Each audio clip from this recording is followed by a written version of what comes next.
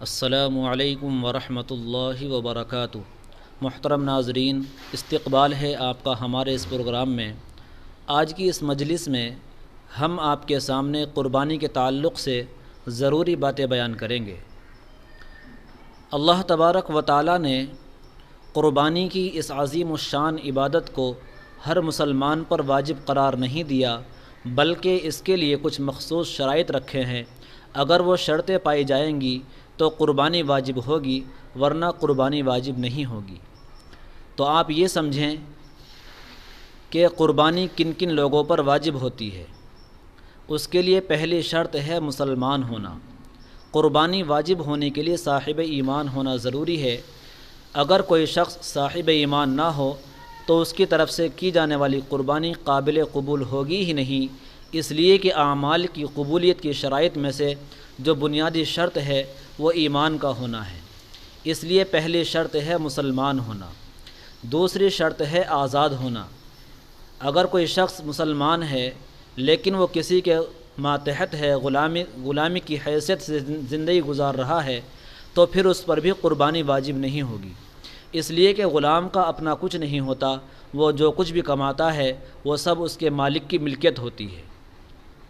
اسی طریقے سے قربانی واجب ہونے کے لیے تیسری شرط ہے عاقل ہونا۔ اگر کوئی شخص مسلمان ہے، آزاد ہے، لیکن اس کا دماغی توازن ٹھیک نہیں، وہ جنون اور پاگل پن کا مریض ہے، تو پھر اس پر بھی قربانی واجب نہیں ہے، اس کے لیے عاقل ہونے کی شرط ہے۔ چوتھی شرط یہ ہے کہ وہ بالغ ہو۔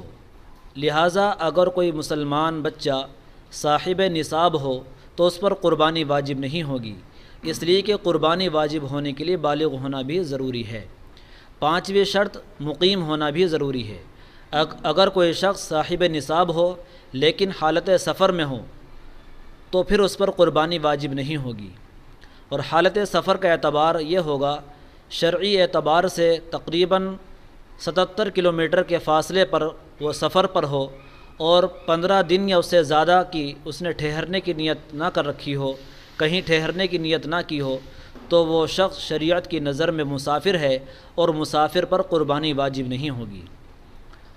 محترم ناظرین، اب آپ یہ سمجھیں کہ قربانی کن کن چیزوں پر واجب ہوتی ہے۔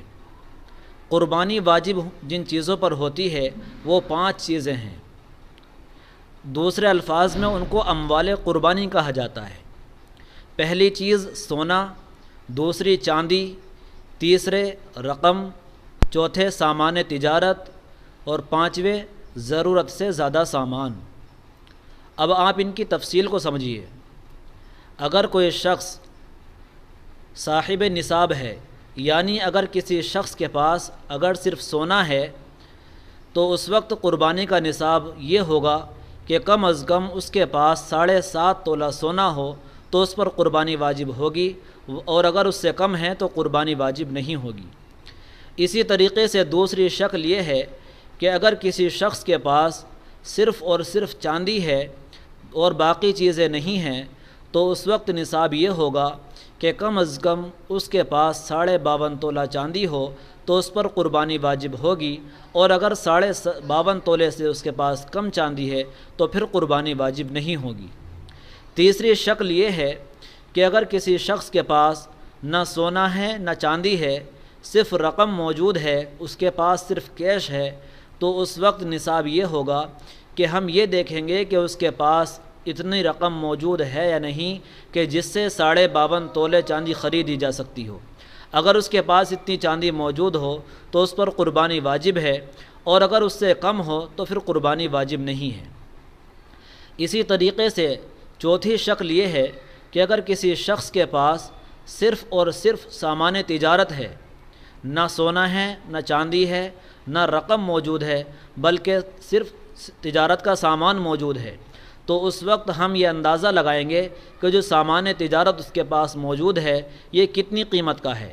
اگر اتنی قیمت کا ہے کہ اس سے 52.5 تولے چاندی خریدی جا سکتی ہو تو اس پر قربانی واجب ہے، اور اگر اتنی قیمت موجود نہیں ہے، اتنا سامان نہیں ہے کہ جس کی قیمت 52.5 تولے چاندی کی قیمت سے کم بنتی ہے، تو پھر قربانی واجب نہیں ہے۔ پانچویں شکل یہ ہے کہ اگر کسی شخص کے پاس نہ سونا ہے، نہ چاندی ہے، نہ رقم ہے اور نہ سامان تجارت ہے، لیکن ضرورت سے زیادہ سامان ہے۔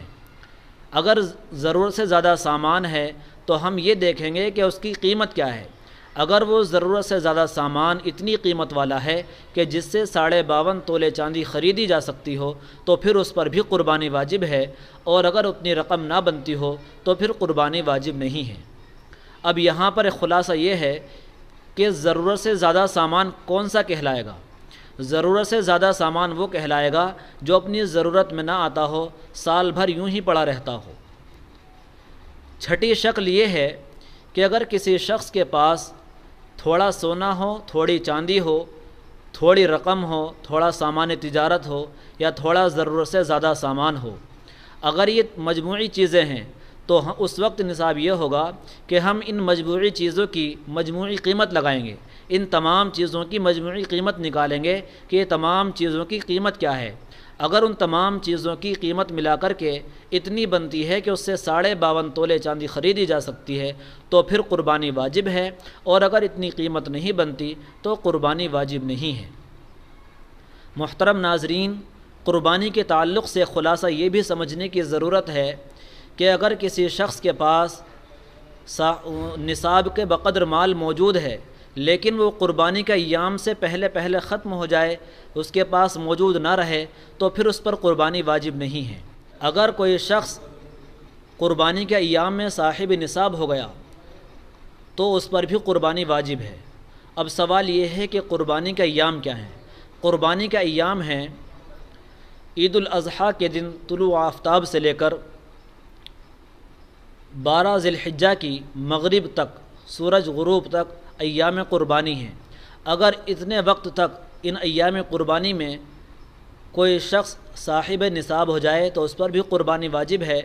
اگر کوئی صاحب نصاب تھا لیکن قربانی کا ایام آنے سے پہلے ہی وہ مسافر ہو گیا، حالت سفر میں چلا گیا، تو پھر اس پر بھی قربانی واجب نہیں ہے۔ لیکن اگر وہ سفر کی حالت سے لوٹ آیا، پہلے سے سفر میں تھا لیکن ایام قربانی میں واپس لوٹ آیا اور صاحب نصاب بھی ہے تو پھر اس پر بھی قربانی واجب ہے۔